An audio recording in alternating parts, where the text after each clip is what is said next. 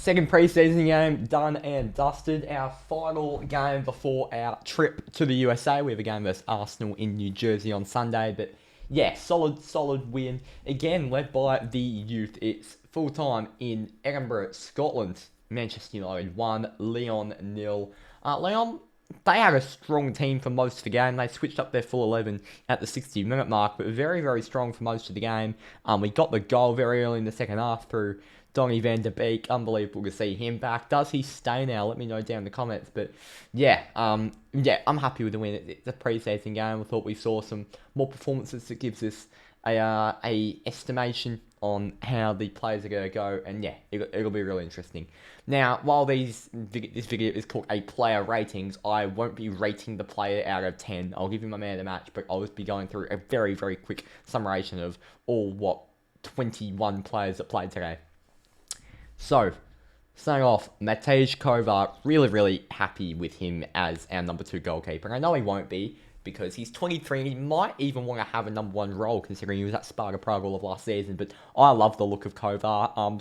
So comfortable on his feet. Under pressure, the passes he makes are really, really good. And claiming crosses and shot stop, he didn't do as well as shot stopping, but claiming crosses, really comfortable with his hands too.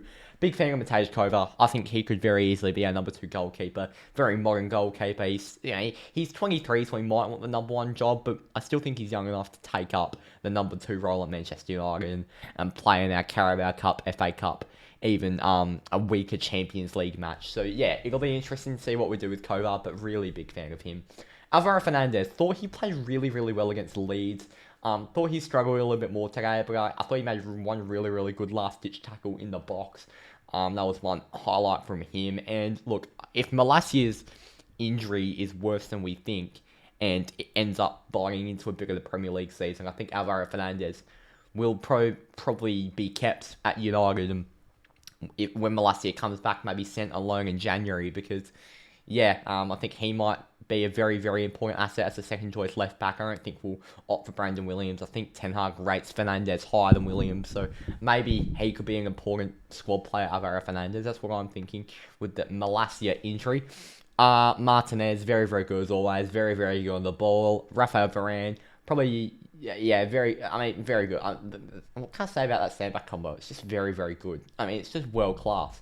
Rafael Varane, I think he can be better on the ball, but I still think he's a world-class centre-back. I don't really see the Varane hate. I love Rafa. Unbelievable player. And defensively, so comfortable. He's the Rolls-Royce of Manchester United. Aaron Wan-Bissaka, didn't really notice him, which is a good thing. He didn't have a lot of defensive work to do. Scared me at the back post when Lyon put a cross in, because that's how he always considered his goals last season. But yeah, Wan-Bissaka, very, very solid. Hannibal Mabry, I saw him more on the wing than I did in midfield. It was odd. He kept drifting out to the wing, but he's a very, very physical player for his size. I think his hair makes him look bigger than he actually is, but I really rate Hannibal. It's an interesting dilemma what we do with him. I think he's good enough to be a part of the squad, but I don't just want to settle for that, because we do need new signings still in the midfield. We need an Amrabat. It'll be interesting to see what we do. Time of recording this, Onanga's just landing in Manchester for his medical, so that'll be official in the next few days with United, or even here we go by Fabrizio. But yeah, we need more signings in that midfield. Kobbie Mainoo, on the other hand, I think he's going to be the Garnacho of this season. I think he's going to break through massively. I know Ten Hag really rates him like he did really rate Garnacho. And yeah, technically on the ball, he is unbelievable. He is so good. Like, the balls he can ping across the pitch, short, make quick 1-2 runs. He's so influential in getting that ball forward. As a box-to-box, he plays box-to-box. That's the thing. He plays as a number 8, but he plays box-to-box. He's such a good player, Kobbie Mainoo. I hope he's part of the squad this season. I think he will be. He'll be the breakthrough player. Mason Mount, definitely not as strong as the first game. I thought first game he covered so much grass, running non-stop, passing absolutely sublime. This game, I think he missed a chance. I thought his set pieces were quite poor. And I thought some of his passes were quite sloppy, but he's literally just settling in. We're getting to the US tour next week, or starting on Sunday. We're flying out, I think, tomorrow or the day after. So, yeah, no need to worry about Mason Mount. Jadon Sancho playing as striker, and I like him in that role. And I think, unfortunately, Ten Hag's playing in there because I think with the Martial's health and us only getting Rasmus Højlund, that it's going to be hard to fill in a second striker. And I think Sancho may play that role, and he plays it very well because as a winger, his technical ability is very good, and in the link up, it's very, very helpful. Once his finishing gets a little bit better, I think Sancho will be a very, very viable striker option, as well as the versatility moving out to the wing. Amad Diallo, I think he played off the left today. He can play anywhere on the front three, but he cooked. He's very left foot dominant, I will say that, but he's not left foot dominant like Antony to the point where he's got the inability to use the right foot. I still think his dribbling, his ability to knock it back on the inside and get the ball back further up on the wing. Such a creative player, Amad Diallo, always thinks outside the box and a really, really smart footballer. Antony, I thought he was solid. It's his first game of the preseason. He's coming back from an injury, I believe. I think he's coming back from an injury, or he was coming back from international duty. Nevertheless, I thought he was good to get him back in the 11, and I thought he played decently well. I thought he's always predictable with that left foot, but he still struggles defenses. That's part of Andy's charm. He's unpredictable while being predictable. Alright, quickly, there are our subs down there. I'm going to quickly go through them all. Bishop didn't play, Harrison didn't play. Johnny Evans, so he was at Leicester last season, captain of Leicester, and he has just left due to... I'm not sure why he's left, but he's left. Leicester have been relegated. He could probably play in the Championship, but I don't know the exact reason why he left, but he's come to United to keep his fitness up, just to train with us, and we've signed him on a short-term deal for this pre-season. He literally didn't have much to do in the first half. I think he made one tackle. Johnny Evans, solid, ran him higher than Maguire.